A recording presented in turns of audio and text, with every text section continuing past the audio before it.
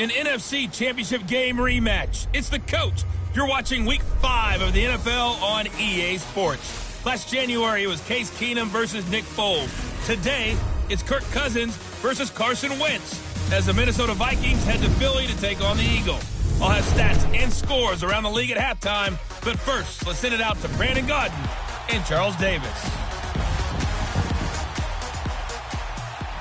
All right, Coach, it's the NFL on EA Sports as you take a look there at Lincoln Financial Field in Philadelphia, PA. The scene in South Philly a few moments ago. Boy, the city of brotherly love is fired up. They're saying fly, Eagles, fly as they get ready to match up with the Minnesota Vikings. With Charles Davis, I'm Brandon Gaudin. And Charles, you look at this Eagles team as they interplay here. Now, losers their last time out, so they'll look to make amends here. And one of the best ways you can do that is to be at home, and they are. They're going to try and ride that home crowd and that wave of emotion to a victory in this one. Meanwhile, for our visitors, the Vikings, we're in October now, so everybody should be coming into form, shouldn't they? They really should, and what you have now is a full routine established about what you want to get done and full focus on the season. And he'll go down right at the 30-yard line. Give him 5 on the carry there, and it'll be second down. Defensively here, you're facing a top-5 team in terms of points scored in the NFL. So when they're that high-powered, you've got to find a way to hold them under 20. Because to me, that's the magic number. 20 points scored gives yourself you give yourself your best chance to win. So if they're up around 24, 28, 30, they could be in some trouble. And I think so, because then you turn it into a shootout, and that means your offense has to keep pace. So trouble already here on their opening drive. This is 3rd and 9.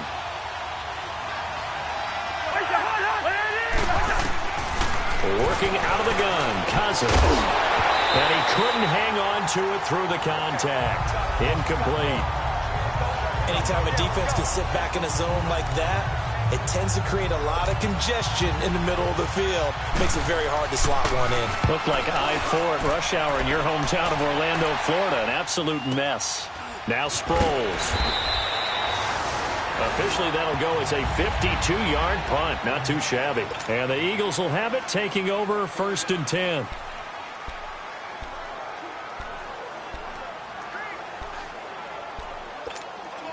Wentz and the Eagles now with a 1st and 10 at their own 23.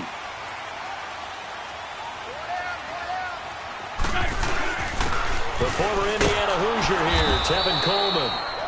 And he's going to be met at the line of scrimmage and taken down. Call it no gain on the play, and it'll be second down. And he got off the end there very quickly to make that play. Yeah, it was almost like the bullet train, wasn't it? I mean, just zoom. Quick, quick, quick. And what a terrific play, holding them to no gain. Now Wentz throwing on second down. That ball's caught. Aguilar, right side. Part of the reason they're here, no doubt, is his big performance in the NFC title game, and that's his first catch of the Super Bowl.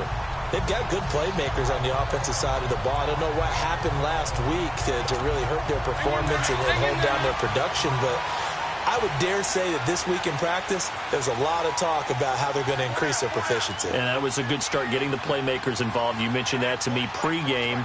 That's what they did there. Yeah, I think a lot of people think the coaching staff really gets on them, and that's how they motivate them. Most of these guys are self-motivated. They have a lot of pride in their performance. Coleman, and he'll get 2, maybe 3, up near the 37. They tried a quick hitter inside, but that one was swallowed up because what they're hoping, those big defensive linemen will take the bait and move laterally and open up a crease that they can run through. Didn't happen on that play. Clock rolling as we hit the midway point of this first quarter.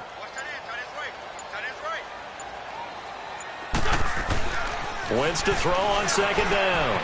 This complete left side to Aguilar.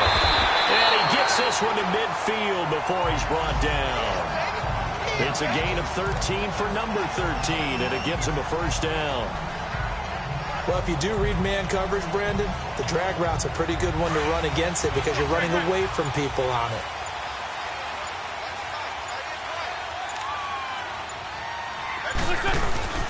Coleman now.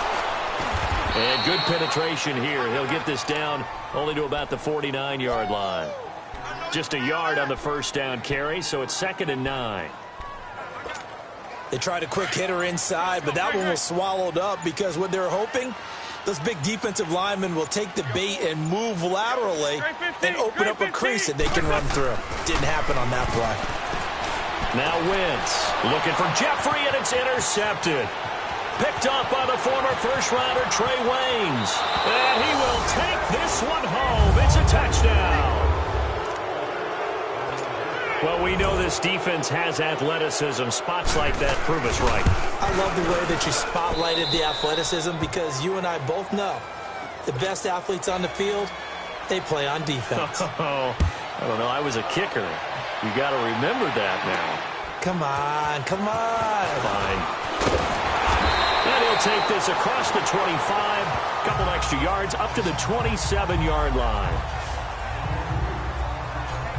Philadelphia getting set to take the field. And following the pick six, and they had decent field position in throwing that pick six. We'll see how they attack this drive.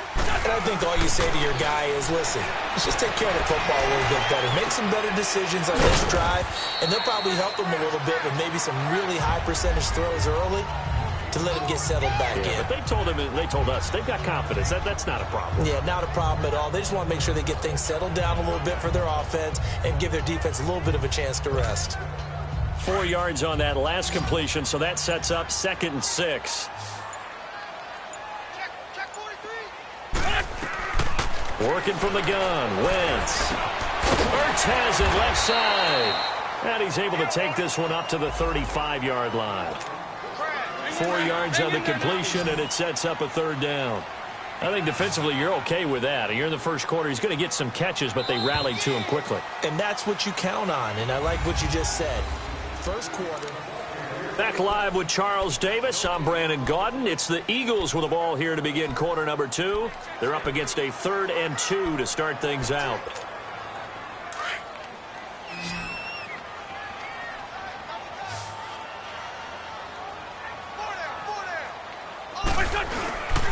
Here's Coleman.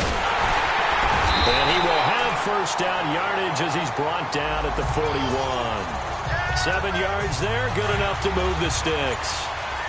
That right there, a good sign for a team that's had trouble converting 3rd down so far this year. They're in the bottom 5 in the NFL, but they come through there. Yeah, and I bet if we put our guy Marvin on the case and said, Marvin, tell us where they rank on 3rd and 1, right? I bet they're in the top 5 in the league. 3rd and 5, 3rd and 6, 3rd and 7 or more, because that's how you end up not converting. Just too much yardage to pick up on 3rd down. Wentz now on first down. It's caught by Aguilar. And he'll go down here at the 35-yard line. A gain of 6 there on first. One thing you're hoping for when you run drag routes, you're able to hit a receiver in stride, and he can pick up a lot of yardage after the catch. But in this situation, the defense was effective, able to stop him before he could get a good head of steam going. On 2nd down, here's Wentz. Jeffrey reels it in over the middle. Only 3 yards on the catch. It's 3rd down. Good throw, good catch, but I really like the route. The drag and being able to run away from defenders. Hard to stick with them for that long. Yeah, better against man than zone, or? Better against man, because now you're running away from someone and you're not running into a defensive player in another zone. And he's able to pick up the first before he's taken down at the 27. It's a pickup of 6 and good enough to move the chains. Yeah, once more, strong running. Excellent blocking at the point of attack. They've got a nice little drive brewing right here.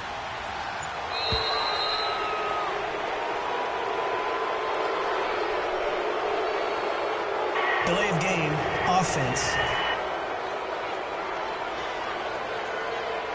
And that'll set him back 5. Still first down.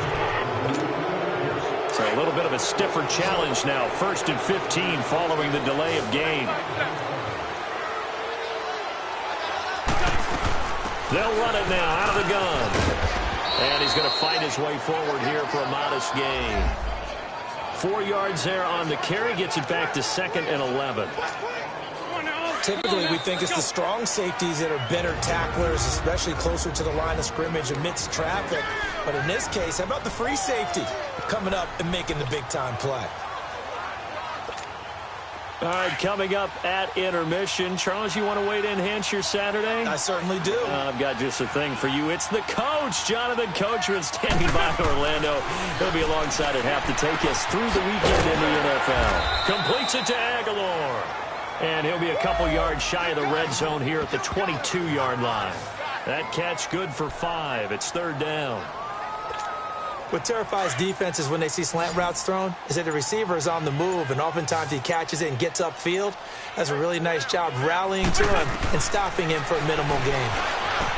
Now Wentz. And Jeffrey's got it. And able to get him down, but he does reach the 5. They're able to convert on third down, and that sets up a first and goal. And now the passing game here in the second quarter starting to heat up a little bit. Don't you feel the rhythm starting to happen, right? You see it. Now the confidence is starting to rise. I think now as a play caller, because that has happened, you lean on it a little bit more. You don't go totally away from running the football, but you do say, guess what? We can throw it. We can throw it well with a whole lot of confidence. Empty. 82, 82. Black.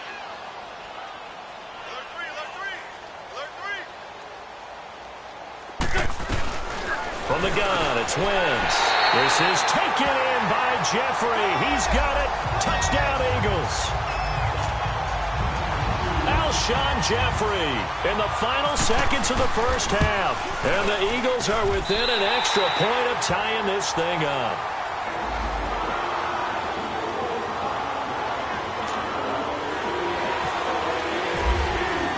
So a tie ball game here as the kick's away. To return, here comes Marcus Sherrills. And he'll bring it a few past the 20 to the 23-yard line.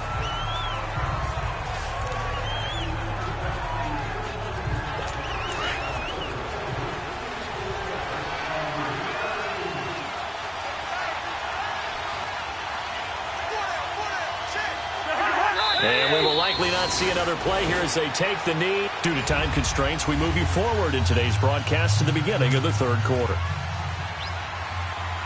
So thanks to the late touchdown, it's a time ball game here heading to break. This one fielded at the 5. And he'll take this across the 25, couple extra yards up to the 27-yard line. Out come the Eagles now as they'll go on offense first here in the third quarter. They have a chance to break our tie here as we get a look at the first drive of quarter 3. And it's such a tone setter, isn't it? Because both sides trying to seize momentum to begin the half. What do they have dialed up that'll give them an advantage to move the ball downfield? Let's find out what they have dialed up. They're throwing to start the drive, but that one incomplete. He couldn't quite hold it. Got hit. Ball pops out, incomplete. So, Charles, tie game here. What are your keys as we continue to play this second half? I know people think it's always trite when you say the same things over and over, but they're tried and true in the game of football. Who's going to block better? Who's going to tackle better? In this case, to me, it's turnovers. You've got to take care of the football in order to win the game. Another throw on second down, and this one incomplete as well. Big play coming up. Here's 3rd and 10. I would expect to see some pressure here. There was the pressure you were talking about, force the incompletion. And it doesn't always have to end in a sack, does it? Sometimes you can make a good play by forcing the incompletion with the pressure. Now yet another incompletion here as they fail to connect on 3rd. We saw this a lot in the first half, and it continues. These receivers just not able to get much separation. So that means they have to win the 50-50 balls. They've got to go up with the defender and find a way to start coming down with them. And this time, contact and another incomplete pass. It's the Vikings' turn on offense. We get ready for their first possession of the second half.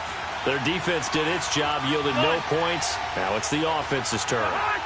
And how much fun is that when you set things up to start a half, and you just tell you guys, hey, if you can shut them down, get it back for our offense, we can roll. And they played out perfectly. Now, can the offense do what they wanted to do at the half, which is find those weaknesses and now attack them and score some points. And break this tie.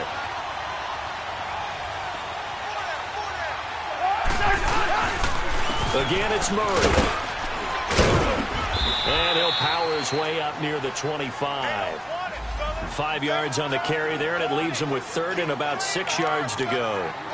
on a 2nd and long, it's really nice to see an offense that has enough confidence to run the football in that situation. I think that goes back to their practice and game planning.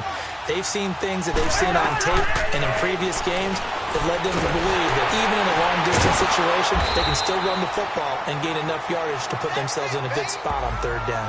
A Vikings first down. Diggs able to find his way free and get the catch from Cousins.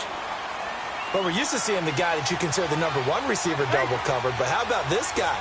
He's double covered and finds a way to make the play for a first down. That's how you increase your Madden rating, right? No doubt about that at all. And you know something? I think we'll hear about that from him soon. It's a 6-yard gain on the ground, and that'll make it 2nd and 4. Despite the blitz, they're still able to pick up a nice, solid gain. The disadvantage of blitzing often alters the normal spacing and run fits and leaves creases like they were able to exploit right there. And he's got the hook up here. It's Kyle Rudolph. And he'll be taken down, but not before he gets into enemy territory. Cousins to his tight end, Rudolph, for a Viking first down. As far as tight ends go, this guy's not a speed burner. He's much more of an inline blocking type of a tight end. But how about this last play? Made a nice catch and picked up a first down. That's what impresses me about him. When he's called upon, usually gets it done. That one good for 10 yards. And it'll be 2nd and very short. Now, that was an excellent run. And when you see that happen, that's when you're seeing guys doing their job and then some people doing a little bit more. Offensive linemen and tight ends, they're expected to block. But the wide receivers, all they want to do is catch passes. So when they block on a big-time running play and create extra space, you've kind of hit the jackpot there. That his first catch so far. They've held him under wraps, but he's got a first down there. This has to go down as one of the simpler routes in the playbook, but oh so effective. Nice completion there. Keeps the sticks moving. Now a play fake here on first down. Is this intercepted? It is. It's intercepted. Trevor Williams with a pick. And they're going to take over right there at the 22-yard line. Defense.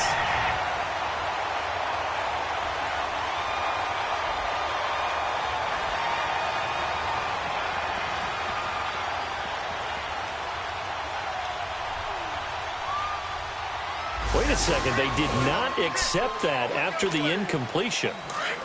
What? Your look is just as puzzled as mine. I got nothing for you here. You have to take that penalty, don't you? It's 3 yards. Looking for a crease, can't find one. Stopped at the line of scrimmage. Give the tackle there to Daniil Hunter. And as a defensive end, getting off the ball quickly, swarming to the football, making a tackle. That's what we saw right there. Yeah, that's what their job is. And really, a lot of the time, they have to throttle back a little bit in the run game because you know those defensive ends, they're like in a sprinter stance. They're just headed straight for the quarterback. That was good recognition on that play to hold them to no gain. Hang in there now. Hang in there now. 82, 82. Shotgun now for Wentz. Hurts over the middle. And he's able to get out to the 32, brought down there. They'll wind up getting 10 back as that sets him up for 3rd down.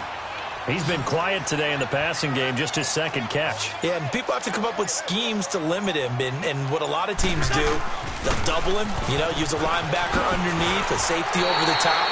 Sometimes they'll just take a corner, maybe their 3rd corner if he's a bigger guy, and put him on a man-to-man to try and limit his touches. Just keep mixing it up, give him different angles, different looks, like a good boxer does.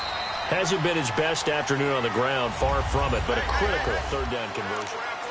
And welcome back. We are in the city of brotherly love, Philadelphia. All even as we get ready to start the 4th.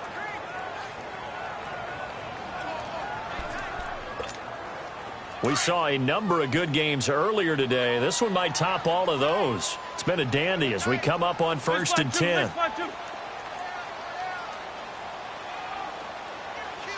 Lane 5-3, lane 5-3.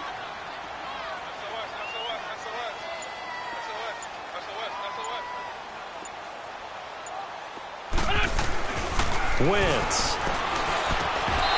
Looking middle, and it's incomplete. We've seen good cover skills on display throughout this game, really from both teams. And there's another nice example there of them making it difficult to complete a pass. So now 2nd and 10 after the incompletion on 1st down.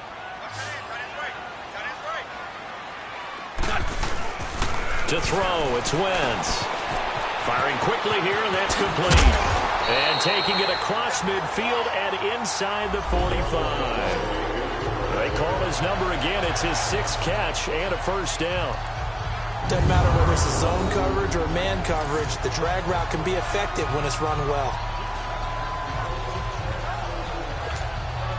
Wentz now 6 for 6 since coming back out of the locker room. It's 1st and 10. This is Coleman. And able to break one tackle, but then quickly brought down. But a nice little gain.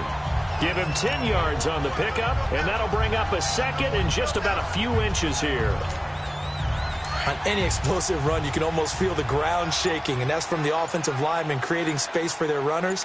I had an old coach tell me before, he always told his runners, run around the offensive line in pregame. Get used to the ground shaking so you don't trip and fall when it happens in a game. And he's going to get this down near the 20-yard line. 7 catches for him now, and this last one, a first down. As long as you go through your proper reads and progressions, the drag route can be one of those old, reliable plays because usually it's good for a good chunk of yardage, as we just saw there. And those guys like it, right? They can get the ball with a full head of steam. Especially against man coverage. With man coverage, particularly running away from someone and not worried about traffic coming out on the other end. It's a loss of 2 there, bringing up 2nd down. Anytime you call an inside running play, you just know there should be a lot of congestion there. You're counting on your offensive line to take control of the line of scrimmage. That didn't happen in this case, and that play got bottled up. Oh, there's that man again. It's complete. And he is into the end zone. Touchdown, Philadelphia. Nelson Aguilar, his first touchdown on the year. And the Eagles are able to cash it in for 6. And they got the extra point. Well, that was absolutely ideal for them, wasn't it? Trying to salt this game away. I think one of my kids just graduated in the amount of time they had the football. That was absolutely impressive. Everybody wants those salt-away-the-game drives. What makes them successful?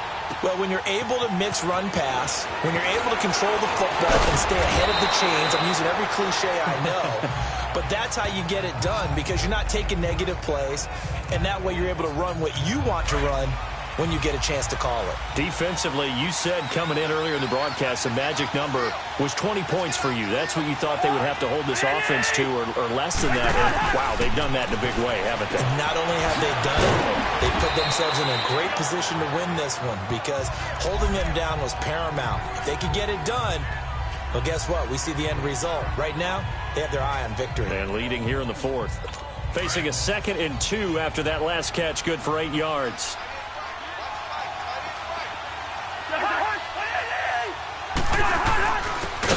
Comes to Cook. They get 9 out of that one, and as a result, the drive continues.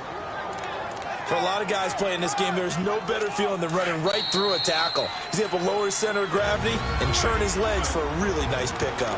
Time for a break. We'll come back for the electrifying conclusion after this.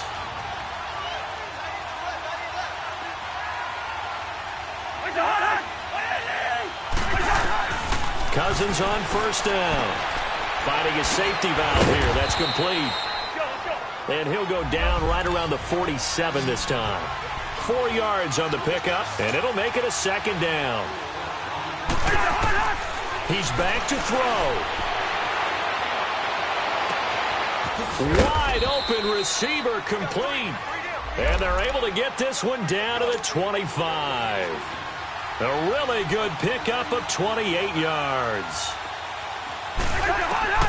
He'll look to throw. To the sideline, and wow, what a catch there. He doesn't get a lot, but he was able to get the feet down complete. 4 yards on that last completion, so that sets up 2nd and 6. Yellow. Back to throw. Throwing for his running back, and he's got it complete. And down inside the 15, shy of the 10. It's a 10-yard pickup, and it moves the chains. Back to throw. And this would have been intercepted if he could have gotten the feet in. Instead, it's incomplete. Boy, that really could have turned this one upside down. So he's unable to complete it there, and just not the game that you would expect from him. He's been off the mark really start to finish. Yeah, it makes you wonder what exactly is going on. Is he a little bit dinged up here? Or is he just off just by a bit? Maybe he can get it back in this situation. He'll need to. A second down pass play there, but it's incomplete. Third and long coming up. Defensively, you pressure the quarterback or drape all over the passing lane? Yes, that's exactly what you do. It's both because they're not mutually exclusive. They may have been at one time in football, but not anymore. You want to have that pressure. If you have a big-time pass rusher, send him out to the quarterback, and then make sure you blanket the field. And probably the wise decision there. No one open. He just throws it away. And that keeps the field goal on the table as it's fourth down. What a great sequence by this defense so far. They've given him nowhere to go with the football. And they just have to make it stand up one more time because it appears that they've got their number. Can they not have a slip up here and allow it? And it's caught. It's a touchdown. So they rally here in the final minute, and they're an extra point away from tying this game. So getting the big touchdown they needed late in the fourth. Now what do you do?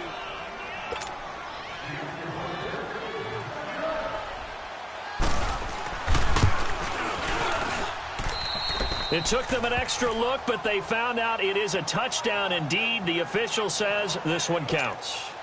A very important extra point there, up and good. And we are tied here in the fourth quarter. And no return on this one as the fair catch is signaled for and taken. Here's the Philadelphia offensive unit now as they head out to take over possession. They've got work to do, but they do still have a bit of time here. And they've got to feel comfortable with that, but they have all their play sequences called.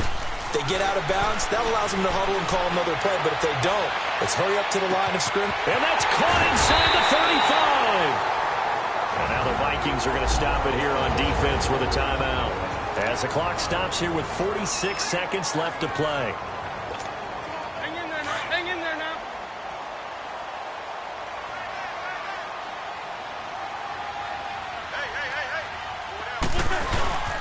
And they'll go on the ground.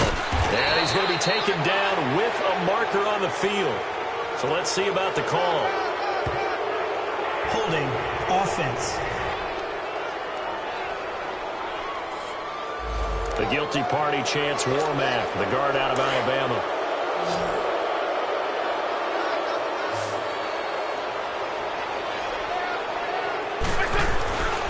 Wentz to throw.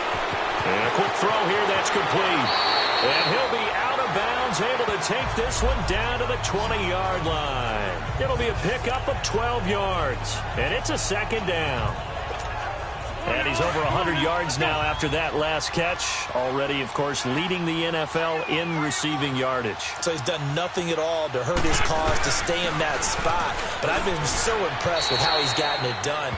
Body control, route running. How about the way he competes for the football at the end of the play? Another timeout called by the Vikings now. As the clock will stop with 35 seconds left to go.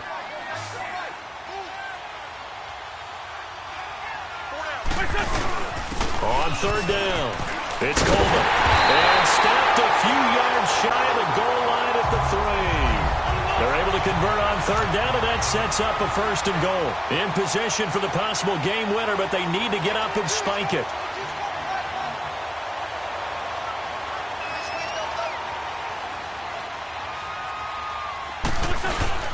It's Coleman here.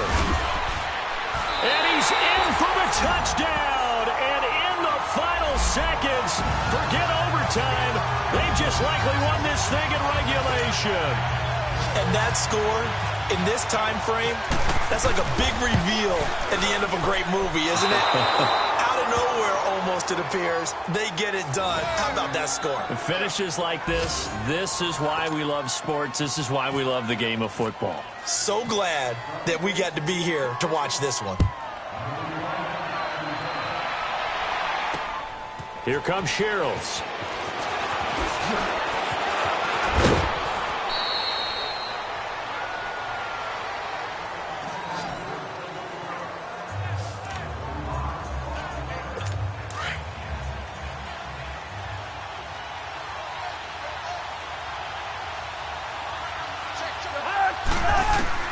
One last shot now for Cousins. He's going to let it fly. And it's incomplete. So their final drive comes up empty. And with that, the ball game is over. Well, going into the final play of this game, they knew that they needed some type of a miracle there at the very end, but they couldn't get it done. However, we were treated to really a spectacular affair. Even though they didn't finish it off, you're exactly right. They took us down to the last play. You were wondering, could it happen? Possibly, even though we both knew it was a